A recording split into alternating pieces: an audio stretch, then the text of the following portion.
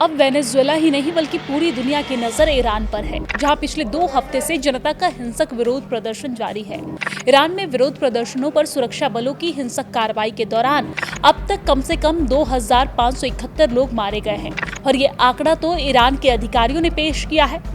मौत का वास्तविक आंकड़ा तो इससे कहीं अधिक हो सकता है। दूसरी तरफ अमेरिका लगातार ईरान पर सैन्य दबाव बना रहा है।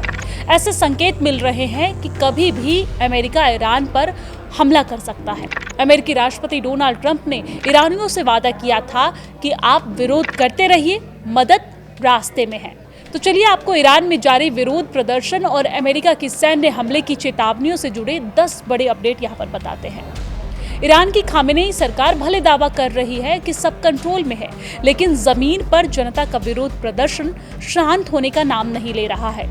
अमेरिका स्थित मानवाधिकार कार्यकर्ता समाचार एजेंसी HRANA ने बताया है कि उसने अब तक ईरान में इंटरनेट ब्लैकआउट के बावजूद पिछले 17 दिनों में 2403 प्रदर्शनकारियों, सरकार से जुड़े 147 लोगों और 9 असंबद्ध जो कि किसी भी तरीके से नहीं जुड़े हैं वैसे नागरिकों के साथ साथ 12 बच्चों की हत्या की पुष्टि की है। वही एक ईरानी अधिकारियों ने न्यूज एजेंसी को बताया है कि 2000 लोग मारे गए थे, लेकिन इसके लिए आतंकवादी दोषी थे। इससे पहले मंगलवार को ट्रंप ने अपने ट्रुथ सोशल प्लेटफॉर्म पर लिखा था कि ईरानी अधिकारी इन हत्याओं के लिए बड़ी कीमत चुकाएंगे। ट्रंप ने ईरान के लोगों से विरोध करते रहने का आग्रह किया। उन्होंने लिखा कि ईरानी देशभक्त विरोध करते रहें, अपने संस्थानों पर कब्जा करें, हत्यारों और दुर्व्यवहार करने वालों के नाम नोट करके रखें, उन्हें बड़ी कीमत चुकानी पड़ेगी। मैंने प्रदर्शनकारियों की बेतुकी हत्या बंद होने तक ईरानी अधिकारियों के साथ सभी बैठकें रद्द कर दी है। मदद अपने रास्ते पर है। Make America great again. जब पत्रकारों ने ट्रंप से पूछा कि मदद रास्ते में है से उनका क्या मतलब है, उनका क्या तात्पर्य है, तो ट्रंप ने कोई खास जानकारी साझा करने से इनकार कर दिया। उन्होंने कहा कि आपको इसका पता लगाना होगा। I am sorry. आपको जानकारी दे दें कि ईरान की सरकार ने अमेरिका पर आरोप लगाया है कि वो विरोध प्रदर्शन को बहाना बनाकर सैन्य हस्तक्षेप की कोशिश कर रही है।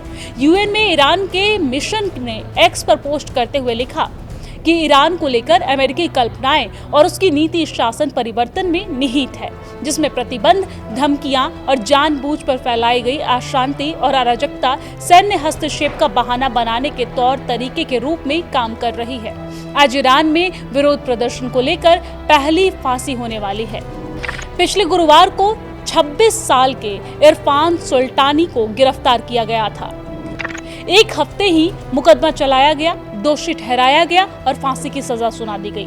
मीडिया रिपोर्ट के अनुसार उन्हें बुधवार को ईरान में फांसी दे दी जाएगी। उन्हें तेहरान के उत्तर पश्चिमी बाहरी इलाके में स्थित कारज में गिरफ्तार किया गया था। सुल्तानी पिछले सप्ताह गिरफ्तार किए गए हजारों प्रदर्शनकारियों में से एक हैं। डोनाल्ड ट्रंप ने मंगलवार को चेतावनी दी कि अगर ईरानी अधिकारी प्रदर्शनकारियों को फांसी देते हैं तो वो बहुत कड़ी कार्रवाई की तरफ जाएंगे। ईरान को बार बार सैन्य हस्तक्षेप की धमकी देने वाले अमेरिका नेता ने कहा कि अगर उन्होंने ऐसा कुछ किया तो हम बहुत कड़ी कार्रवाई करेंगे, जब वो हजारों लोगों को मारना शुरू कर देंगे। अगर आप मुझे फांसी के बारे में बता रहे हैं तो हम देखते हैं कि ये उनके लिए कैसे होता है। बहुत सारे ऐसे संकेत एक साथ मिल रहे हैं जो दिखाते हैं कि अमेरिका किसी भी वक्त ईरान पर सैन्य हमला कर सकता है।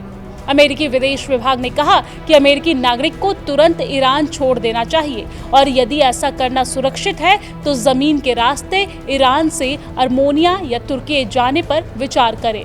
इसके अलावा ट्रंप ने वो मदद रास्ते में है वाला सोशल मीडिया पोस्ट तो किया ही, और एक संकेत इजराइल से मिला है, जहां पर इजराइल की सुरक्षा कैबिनेट ने मंगलवार को स्थानीय समय अनुसार शाम 7 बजे एक आपातकालीन बैठक बुलाई थी और इस बैठक का एकमात्र एजेंडा ईरान था। इसके अलावा अमेरिकी रक्षा मंत्रालय ने भी अपनी सक्रियता बढ़ा दी। द न्यूयॉर्क टाइम्स की रिपोर्ट के अनुसार अमेरिकी अधिकारियों ने पुष्टि की है कि पेंटागन राष्ट्रपति ट्रंप के सामने ईरान के खिलाफ व्यापक सैन्य विकल्प पेश कर रहा है। रिपोर्ट के अनुसार ट्रंप के विशेष दूत स्टीव विटकॉफ ने बीते वीकेंड ईरान के क्राउन प्रिंस रेजा पहलवी, जो अमेरिका में निर्वासन की जिंदगी जी रहे हैं, उनसे गुप्त रूप से मुलाकात की। एक वरिष्ठ अधिकारी ने दोनों ने विरोध प्रदर्शन पर चर्चा की है। आपको बता दें कि एक रिपोर्ट के अनुसार तेहरान में मौजूदा एक आंखों के डॉक्टर ने ये बताया है कि वहां के केवल एक अस्पताल में 400 से अधिक लोग ऐसे आए जिनकी आंखों में गोली लगने के कारण वो चोटिल हुए हैं। हालांकि एक न्यूज एजेंसी के रिपोर्ट के अनुसार एलन मस्क की सैटेलाइट इंटरनेट सेवा देने वाली कंपनी स्टारलिंक ने ईरान के लोगों को मुफ्त इंटरनेट की पेशकश की है। ईरान में इंटरनेट ब्लैकआउट 5 दिनों के निशाने को पार कर गया है। ब्लूमबर्ग की रिपोर्ट के अनुसार ईरान के लोगों के लिए मेंबरशिप फीस माफ कर दिया गया है ताकि ईरान में रिसीवर वाले लोग बिना भुगतान की सेवा का उपयोग कर सके।